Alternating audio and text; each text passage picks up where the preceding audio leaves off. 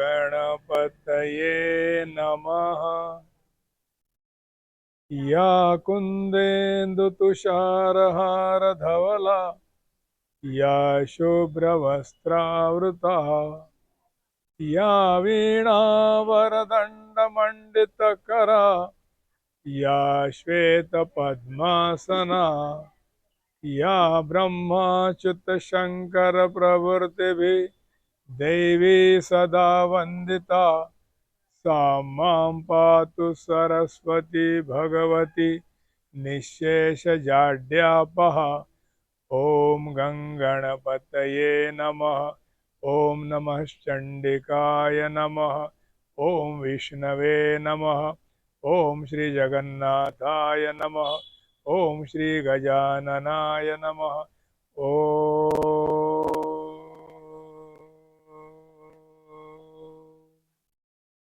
हरि हरि ओ।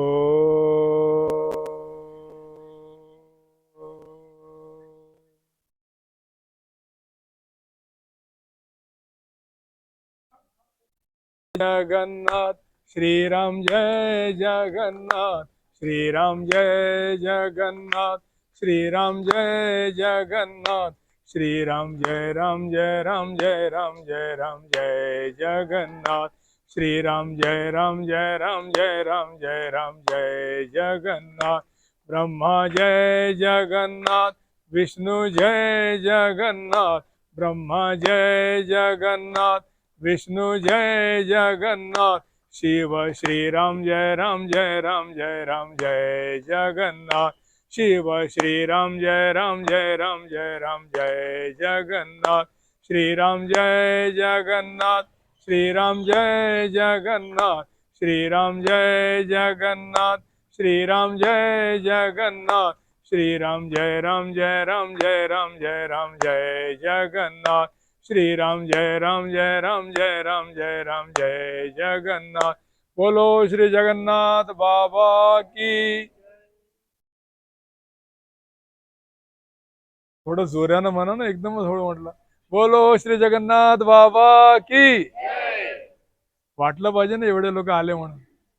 इथं आपण हाजरी लावायला आलो बाबांच्या चरणी, दर्शन द्यायला नाही आलो, दर्शन घ्यायला आलो आपण देवाचं। आणि बघा किती नशीब आपलं चांगलं आहे की आपण बाबांच्या चरणी आलेलो आहोत। गयाबाई पानघाटे नावाची एक तुमच्यासारखी स्त्री होती, कुरईला राहत होती। तिला ताप येत होता आणि ताप जातच नव्हता, डोकं असं दुखत होतं, रात्रभर झोपत नव्हती। शेवटी तिला झोपेच्या गोळ्या घ्याव्या लागत होत्या आणि नंतरच झोप लागत होती। त्रस्त झाली होती जीवनानं। तिला असं वाटत होतं की आता आत्महत्या करून टाकाव आणि मरून जाव, इतकं तिला त्रास होत होता। एकदा आपले बाबा कुरईमध्ये गेले, बैलबंडीवर बसून आपले महाराज आपल्याच धुंदीमध्ये, कारण हे देवाचे अवतार असतात, विदेही संत असतात हे लोक, यांना देहाचं भान राहत नाही। ते फक्त तिकडे तार जोडून राहतात संत लोकांची। ही बाई गेली गयाबाई आणि महाराजासमोर जाऊन बसली, पहिल्यांदा दर्शन घेतलं। नंतर तिच्या मनात काय आलं का माहित, ती दररोज महाराजाकरिता डबा घेऊन जात होती। स्वतःच्या हातानं स्वयंपाक तयार करायचा, थोडं लक्षपूर्वक आहे का, स्वतःच्या हातानं स्वयंपाक तयार करायचा, डबा भरायचा, शिदोरी बनवायची आणि महाराजांना अर्पण करायची आणि महाराज ते खात होते। असा तिचा नित्यक्रम सुरू होता। पुण्या त्या माऊलीच्या मनात काय आलं का माहित, जे दर्शनाला लोक येत होते त्यांना सुद्धा ते जीव घालायला लागले। याला काय म्हणतात, अन्नपूर्णा देवी। तुम्ही सुद्धा आमच्याकरिता अन्नपूर्णा देवी आहे। गंमत नाही आहे, एखाद्या दिवशी आम्हाला जेव्हा स्वयंपाक करावा लागतं ना, तेव्हा माहित पडते कसा स्वयंपाक होतो म्हणून। इतकं सोपं आहे का हो? आणि जी पोळी तुमच्या ताटात आलेली आहे ती अशी आलेली नाही आहे। अहो, तो शेतकरी शेतीमध्ये खपतो बिचारा, ती नंतर मार्केटमध्ये येते आणि नंतर तुमचे बाबा त्याला विकत घेतात आणि तुमची आई आपले हात भाजले तरी परवा करत नाही, तव्यावर त्या पोळीला शेकते आणि नंतर ती तुमच्या ताटात येते। म्हणून अन्नाचा अपमान करू नये, महाप्रसादाचा अपमान करू नये। तुम्हाला आता या ठिकाणी महाप्रसाद मिळणार आहे, जेवढं लागते तेवढंच घ्या। ते जे पात्र असते उष्ट अन्न टाकायचं, त्याच्यामध्ये एक कण सुद्धा जरी दिसला तरी ते महापाप आहे. कारण ती अन्नपूर्णा देवी आहे, अन्नाचा अपमान करू नये. त्यांना विचारा ज्यांना अन्न वेळेवर मिळत नाही, बिचारे उपाशी असतात. या माऊलीच्या मनात काय आलं काय माहित, सर्व भक्तांना जीव घालत होती. ते दिवस गेले. नंतर आपले महाराज, तुम्हाला माहित आहे कॉलेज समोर नंदेश्वर देवस्थान आहे, तिथे आपले बाबा वास्तव्यास होते. आता गयाबाई पानघाटे सुद्धा वणीला राहायला आली कुरई सोडून. एकदा ती बाबाच्या दर्शनाला गेली. असा खांब होता, त्या खांबावर बसलेली, खांबाच्या टेकून अशी बसलेली होती आणि तिकडे बाबा थोडे दूर होते बैलगाडीमध्ये.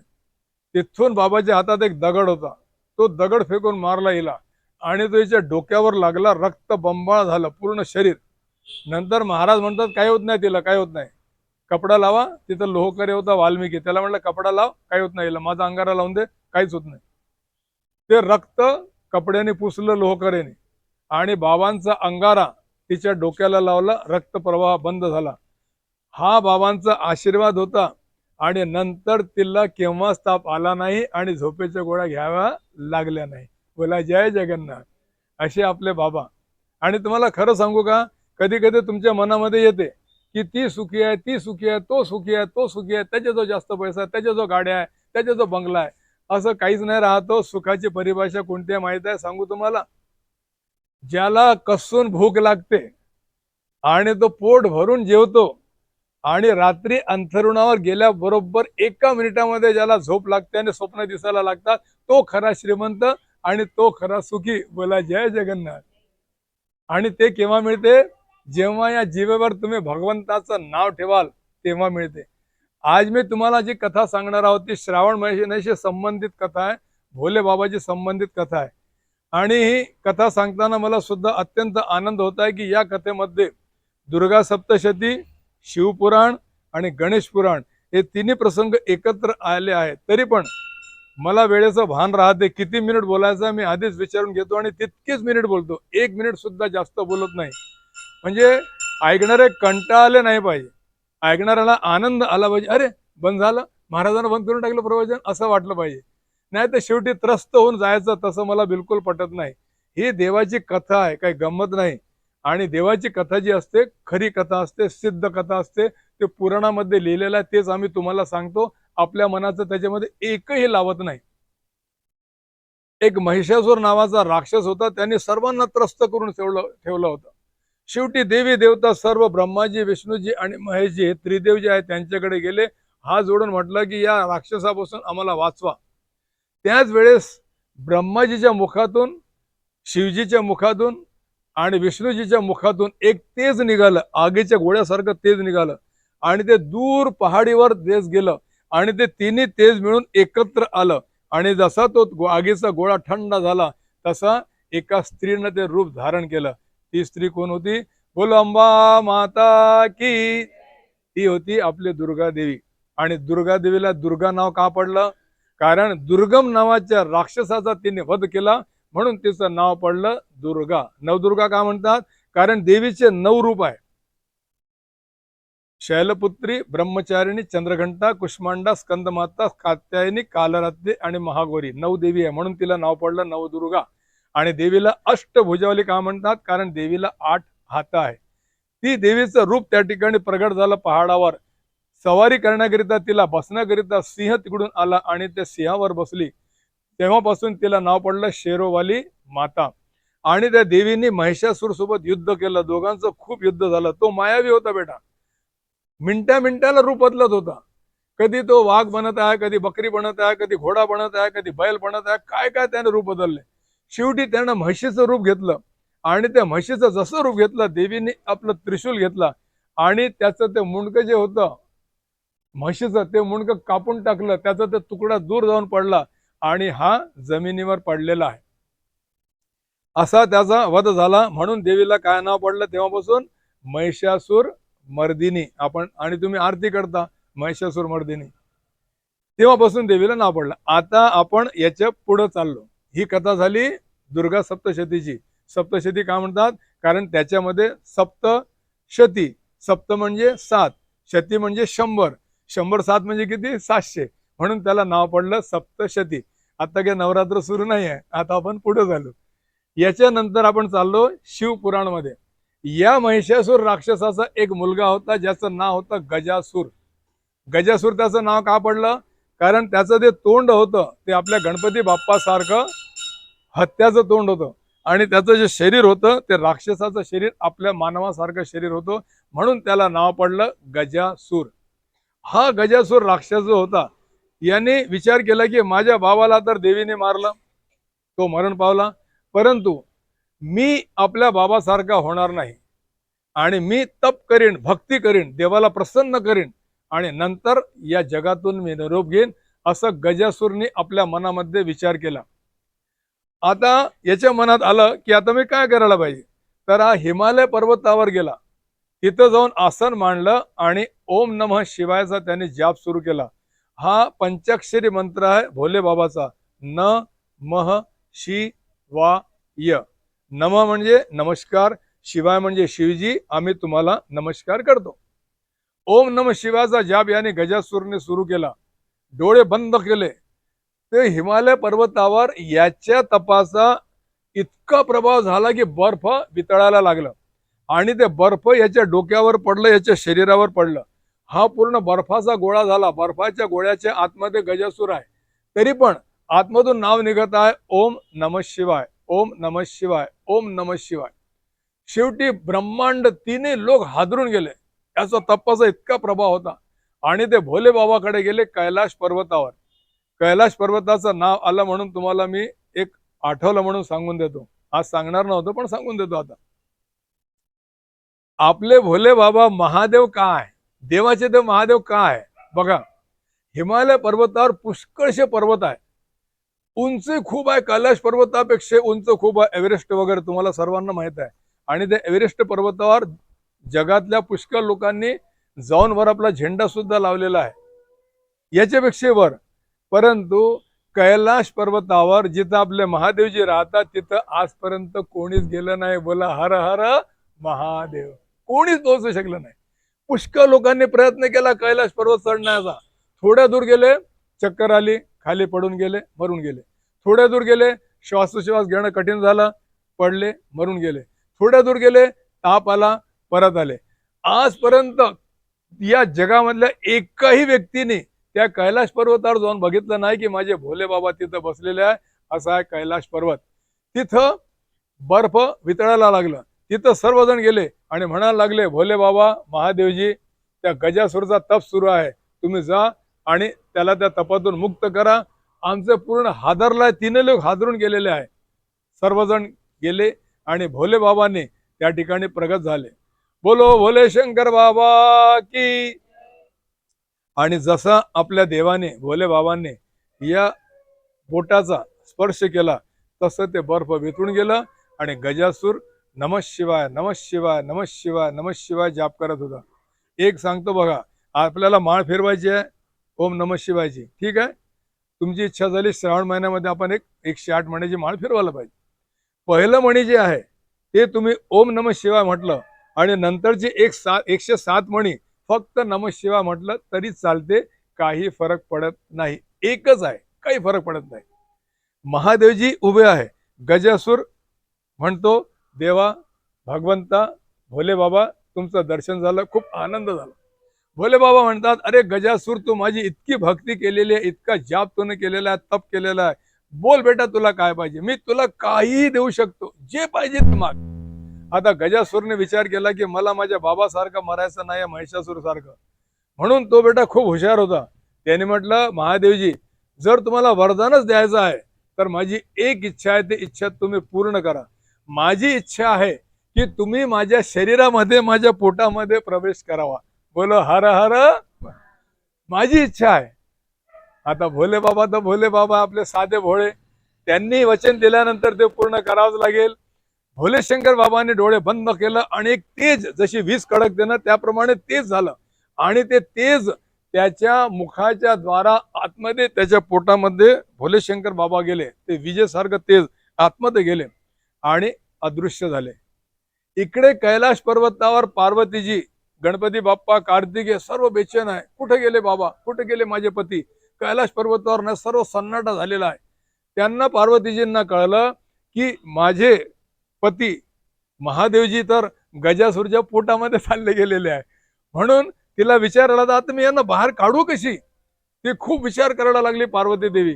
शेवटी ती गेली क्षीरसागर जिथं आहे तिथं विष्णूजी आहे. तुम्हाला माहित आहे वणीते रंगनाथ स्वामी मंदिर आहे. शेषशाही भगवान विष्णूजी अर्धे डोळे उघडे अर्धे डोळे बंद आहेत. त्यांच्या पायाजवळ त्यांचे पाय लक्ष्मीजी दाबत आहे आणि समुद्राच्या लाटा वाहत आहे, क्षीरसागरच्या लाटा वाहत आहे. त्या ठिकाणी पार्वतीजी गेली आणि म्हणायला लागली, विष्णू नारायणा भगवंता माझ्यावर कृपा करा. विष्णू भगवंताने म्हटलं, पार्वती देवी तुम्हाला माझ्याकडे यावं लागलं, असं कोणतं काम आलं. तर ती म्हणायला लागली की काय सांगू देवा, माझा नवरा जो खूप भोळा आहे, एकदम भोळा आहे. त्यांनी गजासूरने वरदान मागितलं आणि त्याच्या पोटामध्ये चालले गेले. आता माझं कसं होईल, तुम्ही काहीतरी करा याकरिता. विष्णूजीने म्हटलं, तू बिलकुल काळजी नको करू देवी, तू कैलाश पर्वतावर जा, मी महादेवजीला तुझ्याकडे घेऊन येतो. आणि नंतर त्यांनी एका गुराख्याचं रूप धारण केलं. ढोरकी राहतो ना गुराखी, ते रूप आपल्या विष्णूजीने धारण केलं. आणि नंदी बाबा जे नंदी जे वाहन आहे त्यांना शिवजीच्या वाहनला त्या ठिकाणी बोलवलं. त्याला खूप सजवलं. नंदीला चांगले चांगले वस्त्र घातले, टिकला लावला, गळ्यामध्ये हार टाकला, पायामध्ये घुंगरू बांधले. आणि विष्णूजी त्या नंदीला पकडतात आणि म्हणतात, नंदी चल रे बाबा, भोले बाबा को छुडाना है. आणि विष्णूजी जे गुराख्याच्या रूपामध्ये होते आणि तो नंदी त्याला घेतलं आणि निघाले गजासूरच्या राजमहालाकडे. तिकडे गेल्यानंतर गजासूर आपल्या आसनावर बसून होता. आता त्याला एकदम शांत वाटत होतं. तो एखाद्या संतासारखा झाला होता. का होणार नाही, त्याच्या पोटामध्ये कोण आहे, आपले महादेव आहे. म्हणून तो अगदी शांत होता. तितक्यामध्ये गुराखी आला. तो बासरी वाजवत होता आणि आतमध्ये आला, नंदी बैलाला घेऊन आला. आल्यानंतर म्हणतो, महाराज की जय हो. तर हा गजासूर म्हणतो, आपण कोण, इथं कसे का आले. त्यांनी म्हटलं की मी ऐकलं की तुम्हाला संगीत खूप प्रिय आहे, म्हणून माझी इच्छा आहे की मी संगीताद्वारे तुमचं मनोरंजन करतो, तुम्हाला जे बक्षीस द्यायचं ते बक्षीस द्या. म्हणून हा आनंदी झाला. याने म्हटलं सुरू करा बासरी वाजवणं. देवानी बासरी वाजवणं सुरू केली आणि नंदी त्याच्यावर नाचायला लागला. पूर्ण सभागृह इतका तल्लीन झाला. आणि गजासूर संगीत प्रेमी होता. त्यांनी डोळे उघडले आणि एकसारखा त्या गुराख्याकडे पाहायला लागला, विष्णू भगवंताकडे पाहायला लागला आणि खूप आनंदी झाला. जसं नृत्य संपलं, जशी ते बासरीचं वादन संपलं, तसाच तो आसनावरून खाली उतरला आणि जिथं हा गुराखी होता त्याच्या समोर गेला. नंदी बाबाला बघितलं, काय सुंदर नृत्य केलं तू रे बाबा. खूप प्रसन्न झाला आणि त्याच्या डोक्यावर गजासूरने हात ठेवला आणि म्हणतो त्या गुराख्याला, म्हणजे आपल्या विष्णू भगवंताला, मी इतका प्रसन्न झालो तुमच्यावर. माझा जो पुष्कळ आहे, खूप गाव आहे, राज्य आहे, धन संपत्ती, सोनं नाणं दागिने हिरे मोती सर्व काही आहे. तुला जे पाहिजे तुम्ही तुला द्यायला तयार आहे. मी कंगाल झालो तरी चालेल, परंतु तू मला माग. मी तुझ्या या बासरीवर इतका प्रसन्न झालो की मी तुला काही देऊ शकतो. त्या गुराख्याने म्हटलं, माझी एकच इच्छा आहे, ते पूर्ण करण्याच्या आधी तुम्ही मला वचन द्या की ते वचन तुम्ही पूर्ण कराल. कारण तुम्ही राक्षस योनीमध्ये आहे गजासूर, तुमचा काही भरोसा नाही. त्याने म्हटलं, मी वचन देतो तुला, तू जे मागशील ते मी द्यायला तयार आहे. तर ते गुराखी जो होता तो म्हणतो की तुझ्या उदरामध्ये, तुझ्या पोटामध्ये आमचे महादेव आहे, त्यांना बाहेर काढ, त्यांना मुक्त कर, ही माझी खूप इच्छा आहे आणि ते वचन तुला पूर्ण करावं लागेल. आता याने डोळे बंद केले. याच्या लक्षात आलं की साधारण गुराखी नाही, साधारण ढोरकी नाही, हा तर विष्णू आहे, विष्णू भगवंत आहे आणि हा नंदी महादेव बाबाचा वाहन आहे. म्हणून त्याने जसे डोळे उघडले त्याच्या लक्षात आलं. त्यांनी म्हटलं, मी तुमची इच्छा पूर्ण करायला तयार आहे, परंतु मला तुमचं दर्शन पाहिजे. त्यांनी ओळखलं होतं, मला तुमचं दर्शन पाहिजे. जसं म्हटलं, देव खूप प्रसन्न झाले आणि देवाने आपलं खरं रूप प्रगट केलं. त्या ठिकाणी 4 हात आहे, उभा टिळा लावलेला आहे, सावळा शरीर आहे, छानपैकी गाल आहे, गळ्यामध्ये कौस्तुभ मण्याची माळा आहे, तुळशीची माळा आहे आणि 4 हातामध्ये शंख, चक्र, गदा आणि पद्म म्हणजे कमळाचं फूल, हे 4 आयुध देवाच्या हातामध्ये आहे. आणि त्यांच्या पितांबर नेसलेला आहे. त्यांचे पायाच्या नखाला सुंदर सुंदर कुंकुम लावलेला आहे. या हातामध्ये जशी तुम्ही मेहंदी लावता त्याप्रमाणे इथं कुंकुम लावलेला आहे. आणि ती मूर्ती बघून, ते दर्शन बघून गजासूर खूप प्रसन्न झाला. मला तुमचं दर्शन झालं, मी धन्य झालो. आता मी तुमची इच्छा पूर्ण करतो. तिथे खूप मोठी तलवार ठेवून होती. ती तलवार त्यांनी आपल्या पोटाला मारली, जसं आपण ऑपरेशन करतो त्याप्रमाणे ती पोटाला अशी कापून टाकलं आणि त्याच्यातून तो तेज निघाला बाहेर. महादेवजी बाहेर निघाले आणि त्या ठिकाणी प्रगट झाले. आता गजासूर मरणासन्न अवस्थेमध्ये आहे. आता मरणार आहे, तो शेवटचा श्वास घेत आहे. परंतु त्याला दर्शन कोणाचं झालं? हरी आणि हर. आता प्रवचन राहिलं फक्त 5 मिनिटाचं. त्याच्या समोर दोघेही दिसत आहे. हरी म्हणजे विष्णू भगवान, हर म्हणजे हर हर महादेव महादेवजी. दोघांचं दर्शन घेतलं आणि पोटातून रक्ताच्या धारा वाहत आहे. तो म्हणतो, देवा मी तुमची इच्छा तर पूर्ण केली, परंतु मी असाच मरून जाऊ? माझ्यासाठी काहीतरी करा तुम्ही. तर देव दोघेही हरिहर म्हणायला लागले. बोल गजासूर, तुझी काय इच्छा आहे? त्याने म्हटलं की मी मेल्यानंतर माझी जी कातडी आहे, ही जी कातडी आहे माझ्या शरीराची, याचं तुम्ही महादेवजी वस्त्र बनवा आणि ते नेसा, मला खूप आनंद होईल. देवाने म्हटलं, मी तुझ्या शरीराची कातडीचं वस्त्र जरूर अवश्य नेसीन, आपल्या अंगावर टाकेन. तेव्हापासून माझं नाव पडेल कृती वासा. बोलो कृतिवासा भगवान की. माझं नाव पडेल कृतिवासा. आणि महादेवजीने त्याला वचन दिलं. गजासूरने पुन्हा एकदा म्हटलं की माझं हे मुंडकं आहे, माझं हे शरीरच्या वर जे भाग आहे, माझं मुख, हे अत्यंत पवित्र व्हावं अशी मी तुम्हाला विनंती करतो. महादेवजी समजले याच्या काय मनामध्ये आहे. त्यांनी शेवटचा श्वास घेतला आणि उघड्या डोळ्यांनी हरी आणि हर या दोघांनाही बघितलं आणि तो मरण पावलं. दुर्गा सप्तशती झाली, शिव महापुराण झालं. आता गणेश पुराण अवघ्या 3 मिनिटामध्ये तुम्हाला सांगतो. देवाने जे वचन दिलं होतं ते देव आता पूर्ण करणार आहे. कथा तुम्हाला माहित आहे, नवीन काहीच नाही, म्हणून अगदी थोडक्यात सांगतो. पार्वती देवी आंघोळ करत आहे. तिने आपल्या शरीराची माती काढली, तो गोळा झाला. तिथून एक बालक उत्पन्न झाला. त्याने म्हटलं, आई काय आज्ञा आहे? तो बालक बाहेर गेला पहरेदार म्हणून, आतमध्ये कोणाला येऊ नाही द्यावं म्हणून. महादेवजी आले. महादेवजीने सुद्धा आतमध्ये येऊ नाही दिलं. महादेवजीने त्याचा गळा कापून टाकला. त्या मुलाचा गळा अलग पडलेला आहे, मुंडकं आणि धड अलग आहे.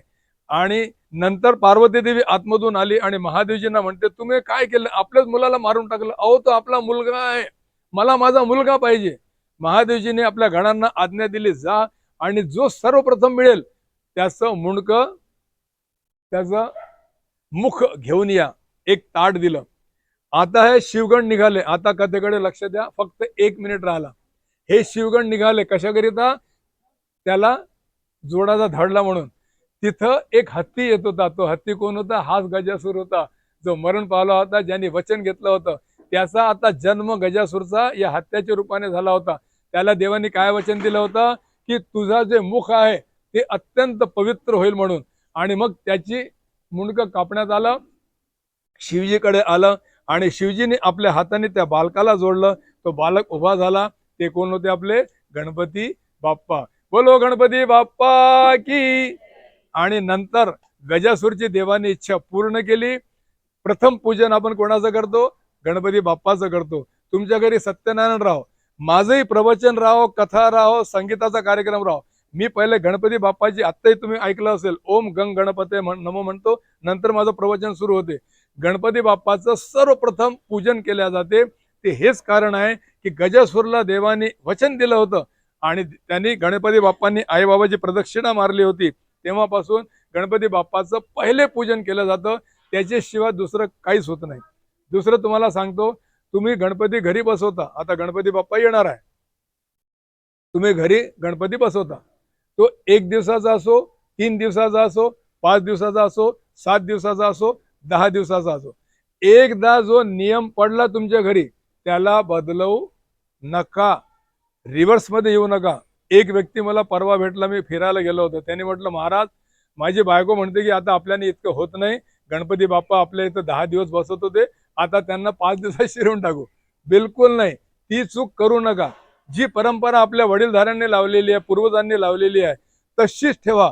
आणि मी तर या मताचा आहे की ते कोणते रोज रोज तुमच्या घरी येतात हो, वर्षातून एकदा येतात. अरे छानपैकी 10 दिवस त्यांना घरामध्ये ठेवा, मस्त 2 वेळ आरती करा, चांगलं चांगलं नैवेद्य बनवा, त्यांना अर्पण करा. ते तुम्हालाच खायचं आहे. नंतर चांगले चांगले पदार्थ देवाला नैवेद्य लावा आणि तुमच्या घरामध्ये रिद्धी सिद्धी सगळं काही राहील. आणि मी जे सुरुवातीला म्हटलं होतं, सुख समाधान कशामध्ये आहे? फक्त याच्यामध्येच आहे की आपलं डोकं शांत राहायला पाहिजे. प्रवचन संपलं. समर्थ सद्गुरु